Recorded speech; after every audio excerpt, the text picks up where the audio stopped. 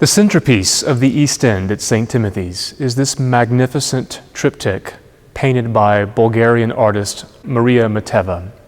Based on 3 panels from Rogier van der Weyden from the 15th century, we have the images of the Annunciation, the Crucifixion, and the Presentation of our Lord.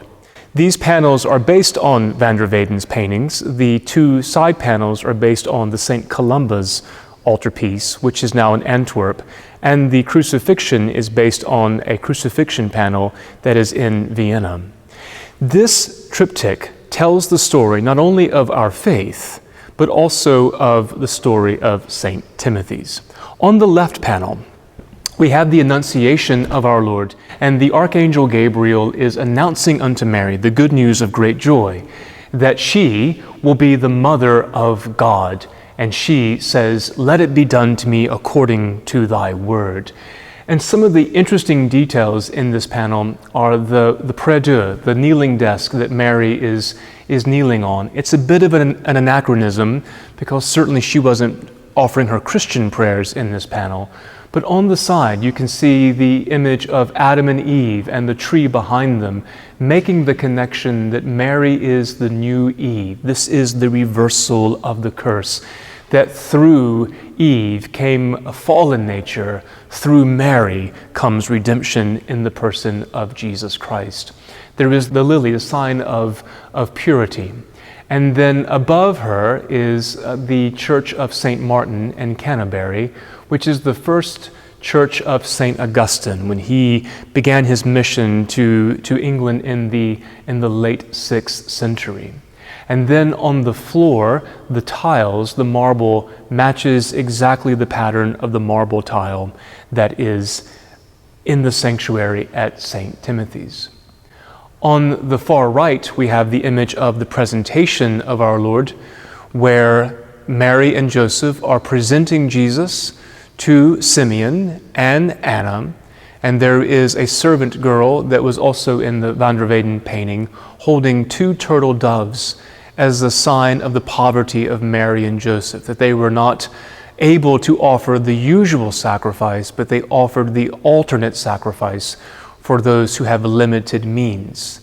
Notice that St. Joseph in the Presentation is holding a candle, making the connection with the liturgical feast Candlemas, where we remember Simeon saying, "A light has enlightened the nations. He has seen the face of Jesus Christ, which is salvation, and now he may go in peace. His life may end because God has kept his promise that he would give Simeon a glimpse of salvation."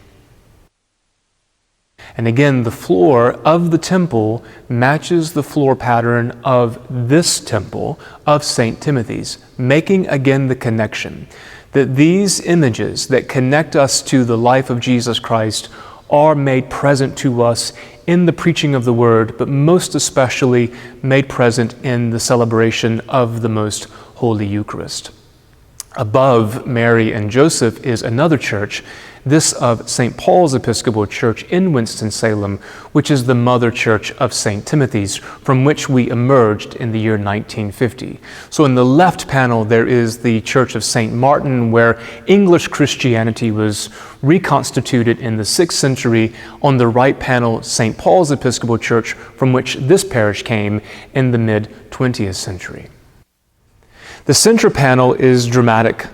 These are 7-foot tall panels. And in the middle, of course, is our Lord on the cross. His mother has embraced the foot of the cross. And next to her is the skull of Adam, a common iconographic image element where the blood of our Lord runs down the wood of the cross and covers the skull of Adam. Jesus Christ is the recapitulation of man, the new Adam, the new man. To the left of Our Lady is St. John, and to the left of St. John is St. Timothy, who is holding the chapel, the original church, which was built in 1952. To the right of Our Lady is St. Mary Magdalene, and then behind her is St. Joseph of Arimathea, who is the patron of one of our important outreaches, the Society of St. Joseph of Arimathea. And then to the right of St. Joseph is St. Benedict Joseph Lebray, who is the patron saint of the homeless and the mentally ill. A unique feature in the landscape behind St. Joseph of Arimathea is the Reynolds Building and 3 buildings from Old Salem, which are taken from the skyline of Winston-Salem. Again, reminding us that this is the scene of the crucifixion of our Lord, but it's made present in the context of Winston-Salem, North Carolina.